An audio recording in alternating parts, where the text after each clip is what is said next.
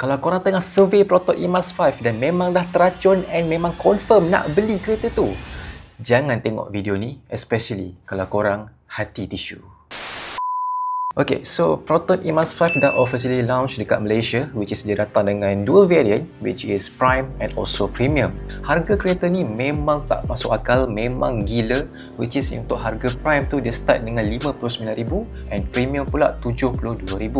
And sekarang ni ada rebate RM3,000 for the early customer. So harga dia lagi murah, menjadikan ini adalah the cheapest EV car di Malaysia.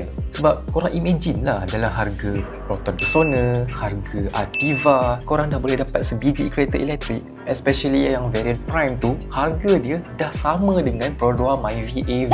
So memang betul lah, memang ramai gila orang yang teracun teruk dengan kereta ni. Tapi boleh ke korang ni beli kereta ni, Proton E-Mas 5, especially variant Prime ni? So dalam video ni kita akan buat benda yang lain daripada yang lain. Kita akan kategorikan seseorang ni mengikut satu golongan ke satu golongan. And kalau korang dapat stay tengok video ni sampai habis, that's mean Proton E-Mas 5 is actually for you.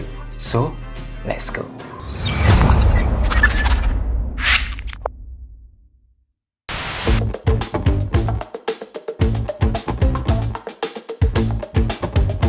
Kalau korang tengah plan nak jadikan Proton E-Mas 5 Prime ni as a first car korang sebab harga dia murah, is a totally no. Sebab selalunya orang-orang yang nak beli kereta for first time ni, dia adalah daripada bermacam-macam karakter. Contohnya mungkin dulu dia pakai motor and sekarang nak upgrade pakai kereta kan. Kemudian mungkin dia baru dapat kerja, dia baru nak start dia punya career dan nak kumpul duit untuk beli kereta first car dia. Ataupun mungkin ada orang yang parents dia kaya sikit kan, dia nak bagi anak-anak dia yang baru dapat lesen kereta as their first car. Cuma memang saya tak galakkan betul-betul sangat-sangat untuk mereka-mereka yang nak cari first car ni beli Proton E-Mas 5 Prime.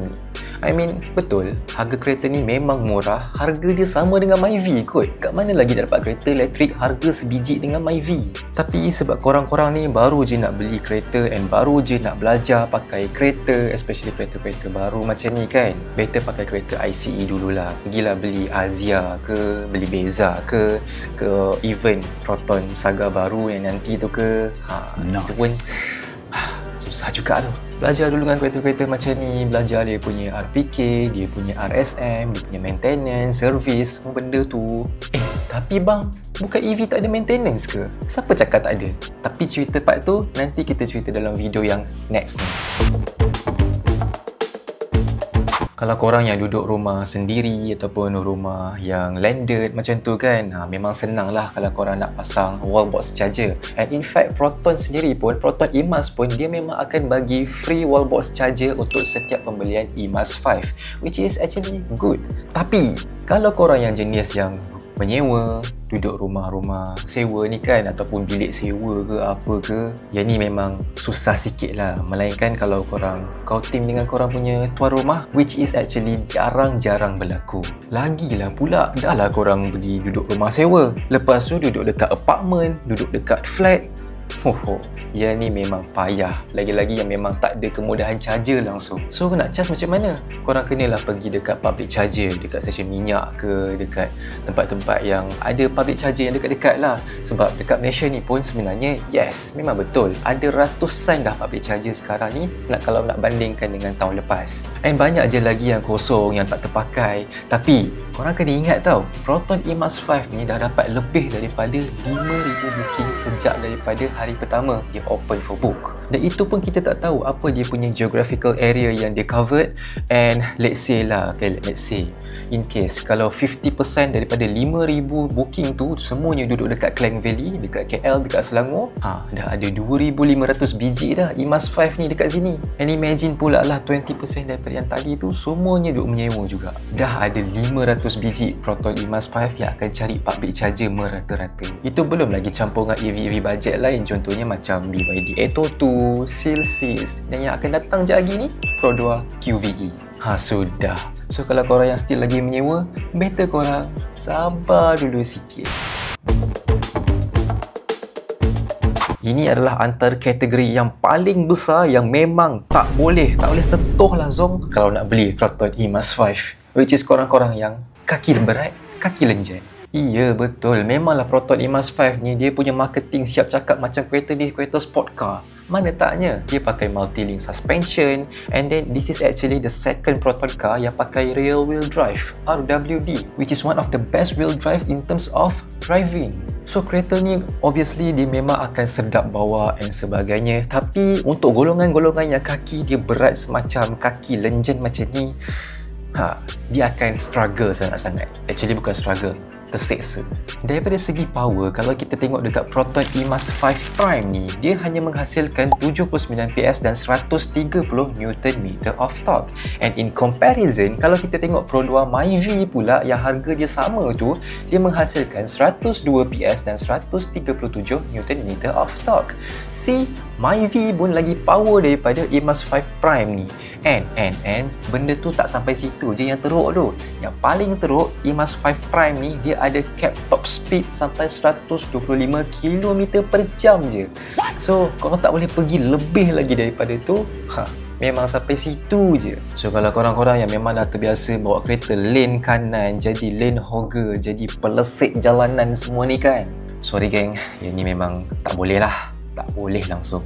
Tapi let's say lah kan, kalau korang ni dah nak insaf, nak kembali ke pangkal jalan, macam ada elok juga kalau korang beli EMAS 5 ni kan, especially yang Prime ni.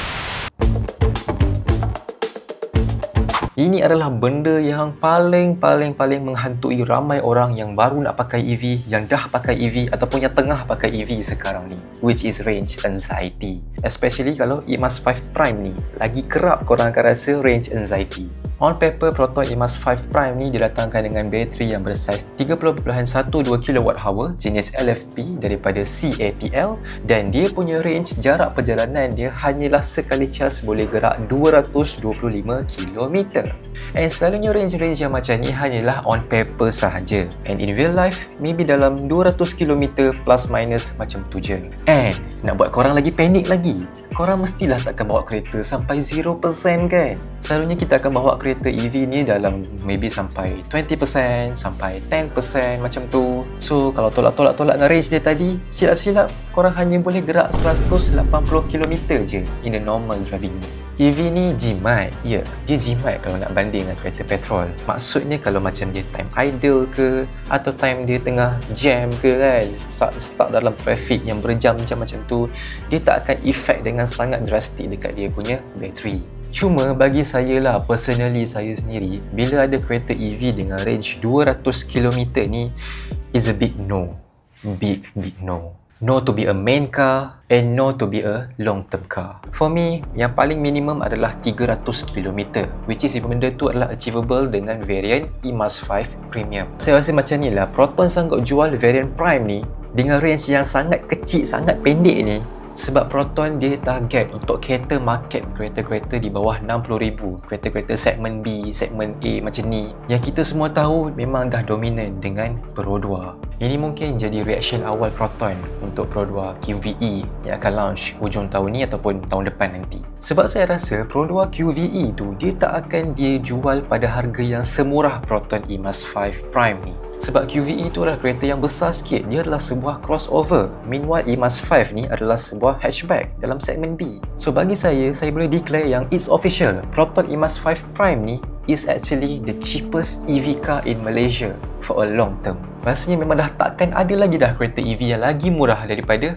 EMAS 5 Prime ni. Cuma itulah, dalam range dia kecil, pakai lampu halogen, and then rim dia, rim kompang macam Azia E kot. Satu spek yang sangat-sangat basic, and nasib baik ada aircon. Bagi saya EMAS 5 Prime ni tak boleh beli. Tak boleh beli tu untuk kebanyakan orang. Tapi kalau orang-orang yang mungkin nak jadikan kereta as a kereta kedua ke, ketiga, keempat, kelima, ataupun orang yang memang nak jadikan kereta tu macam korang bawa Golf punya card tu kan, yang just bawa dekat-dekat macam tu, okey lah EMAS 5 Prime ni. Bagi saya, the minimum and the maximum, kalau korang nak beli EMAS 5, the best one adalah variant Proton EMAS 5 Premium. Yang ni memang dah complete set dah. Ada ADAS, battery range pun boleh tahan, power dia pun cukup-cukup makan. Kalau Proton just jual itu je pun rasanya dah okey apa. dia still lagi kereta EV yang paling murah dekat Malaysia. Harga RM72,000 and after rebate RM69,000, bawah RM70,000, which is kereta tu dah serba murah, serba komplit. Yang tu korang boleh beli and recommended. So guys, make sure korang semua jadi pembeli yang bijak. Tengok dulu spek apa yang ditawarkan oleh sebuah brand kereta tu. Tak semestinya harga dia murah korang patut beli. Tak semestinya harga dia mahal korang rasa macam something wrong dengan kereta tu. Tak boleh. Korang kena nilai sendiri depan mata, research dekat Google dan semuanya, and actually benda tu sangat membantu untuk korang beli kereta, especially untuk kereta-kereta EV macam ni. Or maybe korang ada pendapat yang berbeza ke, cuba korang komen dekat bawah ini, and jangan lupa klik button like dan subscribe channel Haziq Fitri. Sehingga kita jumpa lagi video-video yang seterusnya. Assalamualaikum. Agak-agak ramai korang tengok video ni sampai habis. Sebab kalau dah sampai 4 orang je, dia orang dah sangkut kan, pasti dah tak ramai dah kot. So tak ramai ni, bolehlah nak booking. Dah tak ada ramai orang dalam list kan, boleh booking cepat sikit dapat.